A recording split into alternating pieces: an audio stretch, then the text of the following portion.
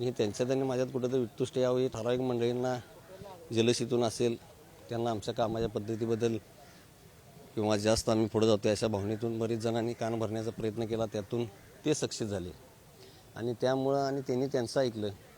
कार्यकर्त्यांच्यावर आमचे अन्याय व्हावं लागले, कामाच्या बाबतीत चुकायला लागले. त्याचबरोबर कार्यकर्त्यांना अपमानास्पद करणे अशा पद्धतीच्या बऱ्याचशा गोष्टी झाल्या. आणि मी एक कार्यकर्त्यांच्यातून घडलेला कार्यकर्ता आहे.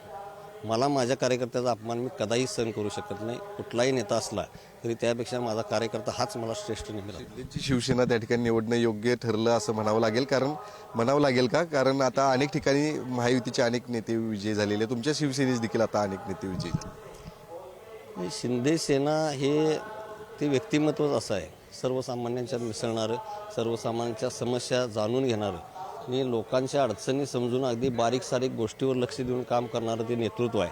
लोकांच्या सार्वजनिक समस्यांची अतिशय जाणीव त्यांना चांगली आहे. त्यामुळं आजपर्यंत आम्हाला त्यांना अनुभव चांगले आहेत. गेल्या या 5 वर्षामध्ये त्यांच्यामार्फत मी या ठिकाणी साधारण 57 ते 58 कोटी रुपये निधी कोल्हापूर शहरासाठी या ठिकाणी आणलेला आहे. एक विकासात्मक दृष्टिकोन घेऊन जाणारं नेतृत्व आहे.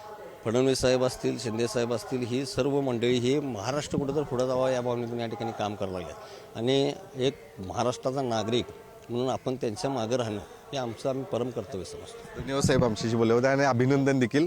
तर शारंगधर देशमुख यांचा विजय झालेला आहे. ज्या निवडणुकीकडं ज्या मतदारसंघामध्ये सर्वात जास्त लक्ष जे आहे ते कोल्हापूरकरांचं लागलं होतं त्यामध्ये ते विजय झाले. ते अर्थातच सतेज पाटील यांना सोडून ते गेले होते.